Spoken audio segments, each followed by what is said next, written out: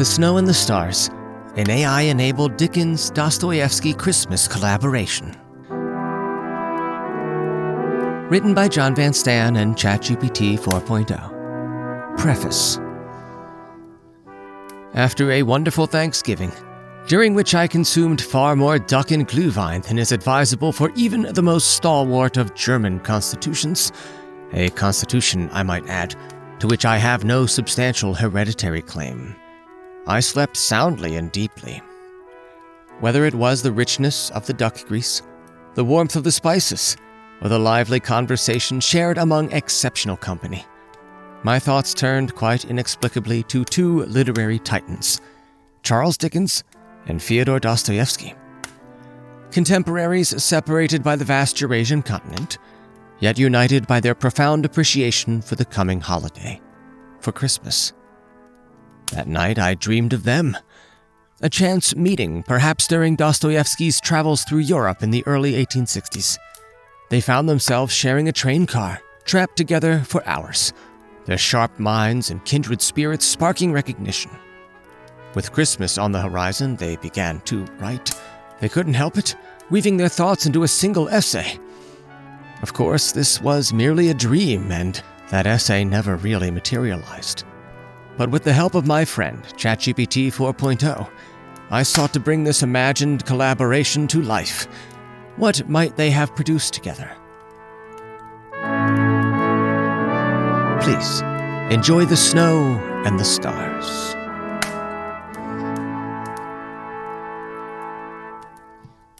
There is no season when the grip of time alters so profoundly as at Christmas.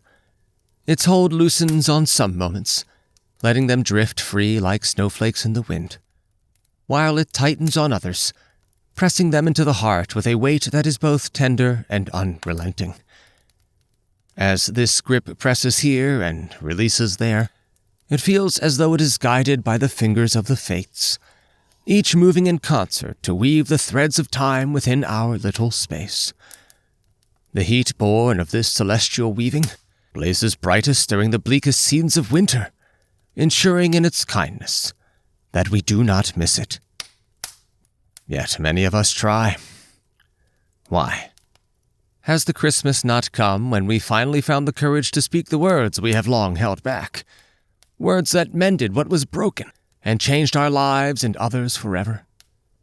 Has it not yet arrived when estranged friends, after years of silence, exchanged forgiveness beneath its evergreen boughs, warmed by the quiet miracle of reconciliation? And has it still not arrived, when hope, like the first light of dawn, stretched beyond the boundaries of one small town, lifting communities battered by hardship? Has the Christmas not yet come, when love and goodwill extended into the darkest corners of war-torn regions, softening hearts and settling all the earth in peace? Has it still not yet brought humanity, from this tiny blot of celestial dust, into communion with the infinity beyond, to join the infinity we feel stirring relentlessly within us all? These aspirations rise like embers into the night, born of the fiery friction struck each time the threads of time are drawn taut and beaten into eternity by the Creator's loom. A moment of heat and sparks, a new place woven into the infinite pattern of existence. Let us not turn our eyes from these sparks, buoyed by the shared longing of countless souls, searching for a hearth capable of holding their light. For it is around these hearths that time and space themselves seem to bend, for I have seen the warmth of the humblest home carry the gravity of the brightest star. The light from every fire spreads outward, touching more than we can ever know. If only we paid attention, we might see how even the faint glow of our own fireplace bends time like a star, drawing the past closer and bringing the future near enough to touch. In this season, the veil of ordinary life thins, revealing mysteries both wondrous and haunting. It was during one such Christmas in a rural town square that I felt this mystery most profoundly. The town had set up its Christmas tree in the center of the square, its branches bedecked with golden lights that glowed warmly against the starkness of winter. Snow began to fall, softly at first, then in heavy waves as though the nearby coastline exhaled its frozen breath. My eyes, already failing with age, struggled to discern the lights through the snow. Yet this struggle brought something unexpected. The lights blurred and softened, merging into luminous halos that hung suspended in the swirling air. It was as if the stars themselves had been bent low, mingling their light with the swirling snowflakes. As I stood there, caught between awe and the cold seeping into my bones, the scene before me blurred into something deeper. A memory, perhaps a story, long buried but suddenly alive. I had recently read a story about a child who had died on a night not unlike this one, alone, frozen, and seated facing the direction of a Christmas market. His mother, too, had perished nearby, their lives unnoticed save for the few who read the brief account buried in the back of a newspaper. Yet in that moment, standing amidst the snow and glow, they did not feel far away. No, they were there, in the golden light that danced with the storm. The child's form, indistinct but undeniable, seemed to sit at the foot of the tree, gazing upward at its glittering branches.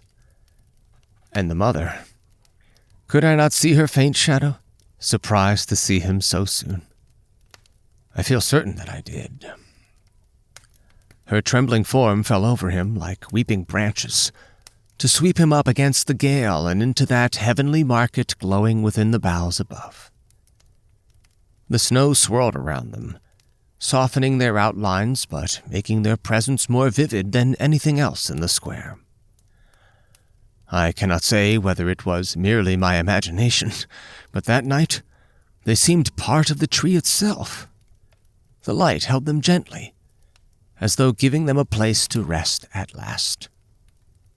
In their quiet stillness, they seemed finally to feel the warmth of connection, and through it reconcile the chill of loss. But what of that chill? Of loss and of absence? Is it not just as vital to our joyful Christmas markets and gatherings, to those that need not the warmth I saw as I nearly froze that winter day? Christmas does not banish the cold.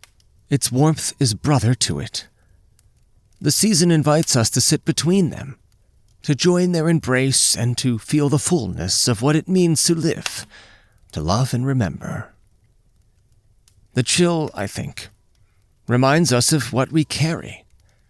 It whispers of those who are no longer with us, of the dreams that drifted out of reach, of the moments we cannot revisit except in memory. It sharpens the light by contrast, making the glow more vivid and the warmth more precious.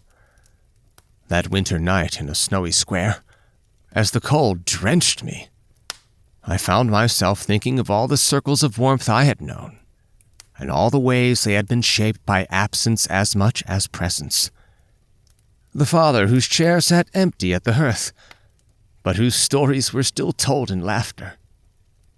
The friend whose voice no longer joined the carols, but whose memory lingered in the notes of every song. The neighbor who had moved away, but whose kindness had left traces in every warm greeting of the season.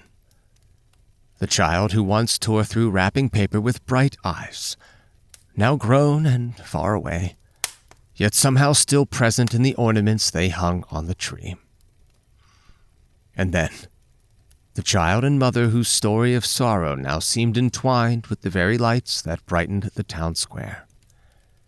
The child, seated as though awaiting a welcome that never came. The mother, found too late. Their forms now woven into the shimmering threads of time, folding together in the starlights and snowflakes that clung to this Christmas tree, eternal and fleeting all at once. I soon grew too cold to continue watching this heavenly Christmas market. When they seemed to notice me, to offer me welcome, I hurried inside and warmed myself by the fire, Yet even in that warmth, the chill lingered. Not in discomfort, but as a quiet reminder of what I had seen. For this too is Christmas, to hold space for the chill even as we seek the warmth.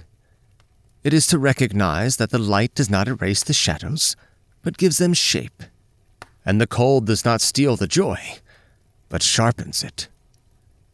The circle is whole, only when both are present, inviting us to feel the fullness of the season. And perhaps this is the gift of the season, a reminder that the infinity within us, restless and yearning, is shaped not only by the bright stars, but by the vast cold spaces between them. Let us look closely this season, not just notice in some hazy corner of perception after our minds have been quieted by a few libations, that time and space warp around the stars of this season. No, let us look closely enough to believe, truly believe, that time bends around the warmth we create, shaping it into something eternal. And let us carry that warmth into every corner of the world, bending all experiences, all places, and all lives together in a unity unparalleled with each passing Christmas.